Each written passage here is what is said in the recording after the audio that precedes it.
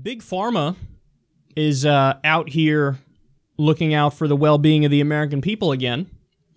New cancer drug priced at $475,000 raises questions about pricing and value.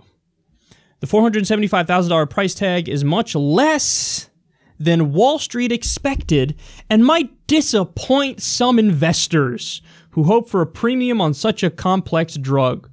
But it's still causing anxiety among patients.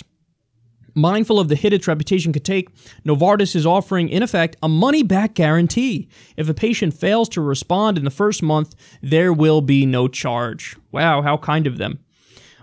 It's not really straightforward to figure out what the price should be, said David Epstein, a former head of Novartis Pharmaceuticals, who now chairs a biotech called Rubius Therapeutics. Novartis chief executive Joe Jimenez is on record saying the company invested more than $1 billion to get to this point, which would include running clinical trials and outfitting production facilities, but the company has declined to provide any breakdowns. That's interesting. As it turns out, the drug was discovered with funding provided by the National Institute of Health to different institutions, including the University of Pennsylvania, which partnered with Novartis. In all, Mitchell and other activists calculate taxpayers provided $200 million to develop the CAR-T technology that is now being used by several companies to develop an array of drugs.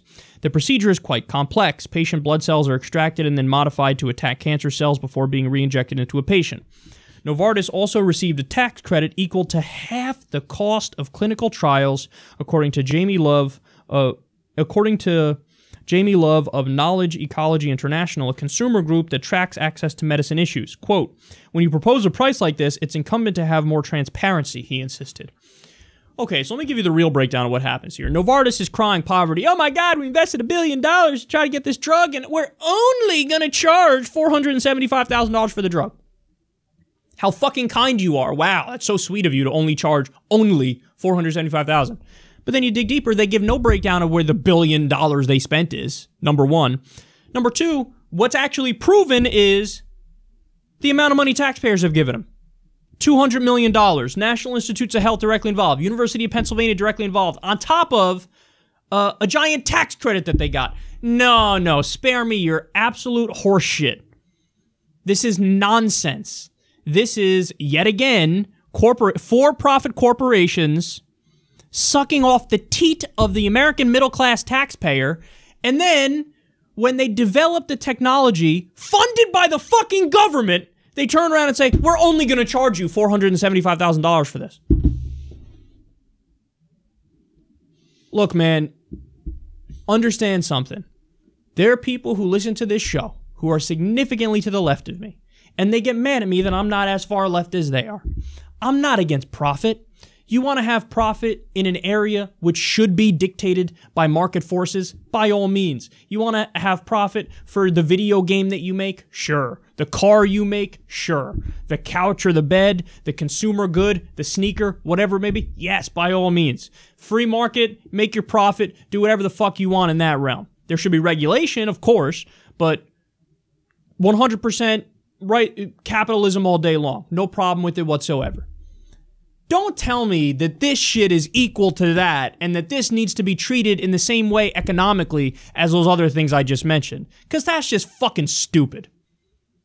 We're going to have life and death decisions and the profit motive involved. We're going to have Big Pharma price gouge the shit out of us as they buy the government. We're going to have for-profit health insurance companies try to find ways. They have whole departments that are dedicated to trying to wiggle out of paying for claims for people who are sick and need their health care. Don't try to tell me that everything is the same and every industry should be capitalist and there should be no government. Oh, keep the government out of this. Don't get the government involved in this. Don't regulate this. Don't make this socialist. Don't make sure that that doesn't have a profit motive. Go fuck yourself if you think like that, because that's just dead wrong. You're just wrong. This is exactly what government should be for. I want my tax dollars going to shit that makes sense. We spend over $100 billion a year to maintain 900 military bases. We spend money, $80 billion a year, for a subsidy, a corporate welfare check to the big banks. And you're going to tell me that when somebody gets sick and they need help, a pharmaceutical company, which we paid for the fucking research to develop the drug, they're gonna charge that poor person $475,000 goddamn dollars? Please. And then also, remember, we're not allowed. The government passed a rule, we're not allowed to negotiate with Big Pharma. So for Medicare drugs, for any drugs, you know what happens? The pharmaceutical company says, oh, you owe us X. Whatever that number is, and the government has to pay it. Okay. In Canada, they pay 20%, 25%, half in some cases, for their drugs as we pay for ours. Because they fucking negotiate with the companies. We don't even negotiate with them.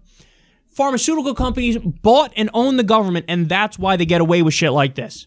So we pay for the research and development. We develop the technology. The company turns around and says, you should thank us. We're only going to charge you $475,000. If you think the system doesn't need reform, you're a fucking moron.